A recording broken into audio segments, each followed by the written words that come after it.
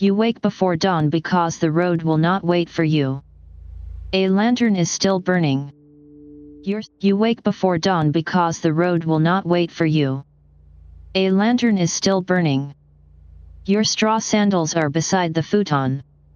Then the inn servant asks for the paper you cannot afford to lose, your travel permit. Without it, the famous Tokaido is not a road.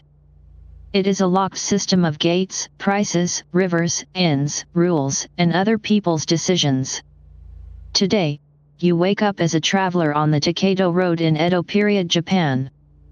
This is a careful reconstruction. Routes, rules, costs, and experiences changed by year, status, gender, weather, and local conditions, but the pressure of the journey was real. The first question of the day is not where you want to go. It is whether you are allowed to keep going. The permit is folded and worn from handling, but it matters more than your sandals, your tea, or even your pace. On the Tokaido, travel can feel romantic from far away: pine trees, Fuji, sea views, post towns, and famous prints. From inside the inn, it feels more practical. You check the paper, check your money, check the weather, and check whether your feet can survive another day. The hook of this journey is simple. The road is famous, but it is not free. Before sunrise, the post town begins to move. Porters shoulder loads. Pack horse handlers call to customers. Inn workers open shutters and sweep the entrance. You eat quickly because every delay has a price. Breakfast is not a leisurely meal, it is fuel. Your bundle is tied tight, your hat is ready, and your walking staff is already part of your body. A good day might cover a long distance. A bad day might disappear into rain, mud, sore feet, or a river you cannot cross. You step outside with hope, but hope is not a plan. A traveler needs paper, money, timing, and luck. By mid-morning, the checkpoint turns the road into a test. Travelers line up, and officials examine papers, luggage, identity, and purpose. For some travelers, especially women and people connected to sensitive households, documentation could be more closely scrutinized. The checkpoint is not just a barrier, it is the shogunate's reminder that movement itself can be political. You feel it in the silence while the paper is read. The man ahead passes. Someone else is questioned longer. Your turn comes, and for a few seconds the whole road becomes one sheet of paper in another person's hands. Once you pass, the road opens again, but not into comfort. The Tokaido is an economy. Tea, sandals, horses, porters, lodging, ferries, medicine, and food all turn movement into spending. Post towns exist because travelers need help, and because official travel needs a system. A pack horse can save your legs and empty your purse. A porter can move a burden faster than you can. A tea house can feel like kindness and still be part of the calculation. Every rest asks a question: is the comfort worth the distance you lose and the coins you spend? Then the weather changes. Rain turns the road into mud, and the beautiful landscape becomes work. Straw rain capes grow heavy. A pack horse stumbles. Sandals wear down faster than pride. The most honest image of travel may not be Fuji in the distance, but a blister on the heel. You learn to look down as much as ahead.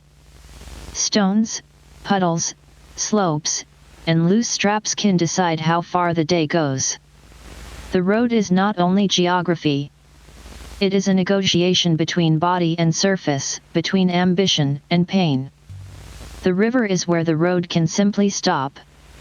On some crossings, travelers depended on porters, boats, water levels, local rules, and weather. If the river was too swollen, movement could be delayed. That delay was not just annoying. It could mean another night of lodging, more food, more fees, and a plan unraveling coin by coin. You watch the water and understand that the map lied by being flat. A line on paper looks continuous. A river in front of you has height, force, price, and mood. Night does not always bring privacy. At the inn, travelers sleep close together. Bundles become pillows because a bundle can disappear. Money and papers are checked quietly by lantern light. Most people around you are simply tired, but the road teaches caution. You listen to breathing, footsteps, rain on the eaves, and the small movements of strangers in a shared room. Tomorrow, some of these people will walk beside you. Tonight, they are unknown bodies in the dark. A famous road can still make a person feel exposed. Learning Corner. First, see the Tokaido as a system.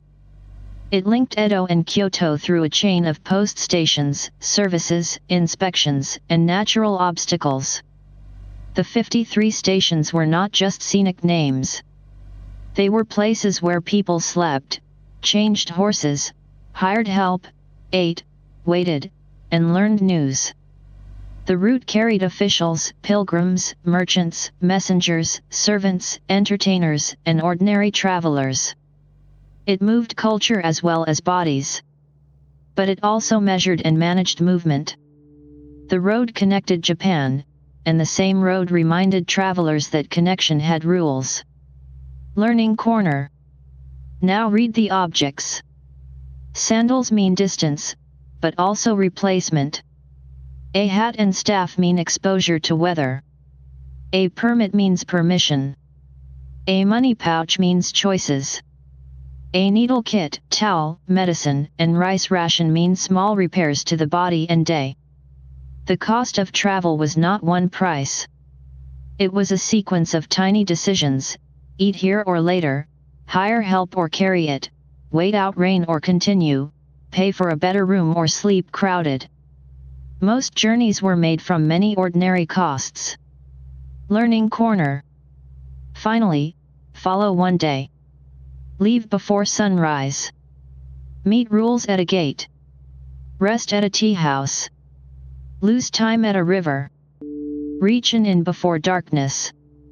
Sleep near strangers. That rhythm is why the Tokaido remains powerful for storytelling.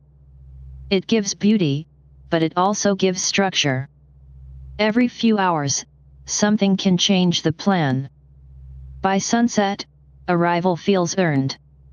You have not conquered the road. You have joined its system for one day and survived its demands. By the time the lanterns appear again, the road has taught you something simple. Travel in old Japan was not just scenery. It was paperwork, feet, weather, money, strangers, and systems built to move people while controlling them. Subscribe to A Day in Old Japan for more human journeys through the history behind the images.